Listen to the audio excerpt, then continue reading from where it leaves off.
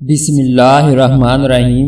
حضرت آدم اور اماں حوا کو جنت سے نکالنے کے بارے میں بہت سی کہانیاں موجود ہیں، لیکن ہمیں چاہیے کہ ہم صرف ان روایت پر یقین کریں جو کہ قرآن و حدیث میں بیان ہوئی ہیں۔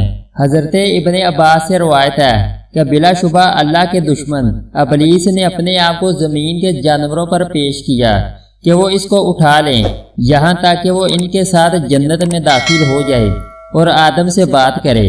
ہر جانور نے اسے انکار کیا، یہاں تک کہ اس نے سانپ سے بات کی اور اس سے کہا کہ میں تجھے اولاد آدم سے بچاؤں گا، بلا شبہ تو میری ذمہ داری میں ہے، اگر تو مجھے جنت میں داخل کرے۔ تو سانپ نے اسے اپنی دونوں کیچڑیوں میں اٹھا لیا، حتیٰ کہ اس کو ساتھ لے کر جنت میں داخل ہو گیا۔ سانپ نے شیطان کے منہ سے بات کی اور شیطان نے کپڑے پہنے ہوئے تھے، اپنی 4 ٹانگوں پر چلتا پھرتا تھا۔ اللہ تعالیٰ نے اس کو ننگا کر دیا اور اس کو اپنے پیٹ کے بل چلنے پر مجبور کر دیا۔ شیطان کی مدد کرنے والوں میں سے سب سے پہلا جانور سانپ ہے جس نے اس کی مدد کی۔ حضرت ابن عباس سے ہی روایت ہے کہ جس درخت سے اللہ تعالیٰ نے حضرت آدم اور اس کی بیوی کو منع فرمایا تھا وہ گندم کا دانہ تھا۔ جب انہوں نے وہ دانہ کھایا تو ان کا لباس جو شرمگاہوں پر موجود تھا وہ اتر گیا تھا اور شرم کی وجہ سے انجیر کے پتے ایک دوسرے پر لپٹانے لگے۔ جنت کے درختوں میں سے ایک درخت نے سر پکڑ کر پوچھا کہ کیا تو مجھ سے بھاگ رہا ہے؟ انہوں نے کہا نہیں، لیکن میں اے رب آپ سے شرم کرتا ہوں۔ اللہ تعالیٰ نے فرمایا کہ میں نے تجھے جنت عطا نہیں کی تھی اور اس درخت کے علاوہ سب درخت حلال نہیں کیے تھے۔ آدم نے کہا اے میرے رب کیوں نہیں، لیکن تیری عزت کی قسم میں نے گمان نہیں کیا اس بات کا کوئی شخص آپ کی ذات کے ساتھ جھوٹی قسم کھائے۔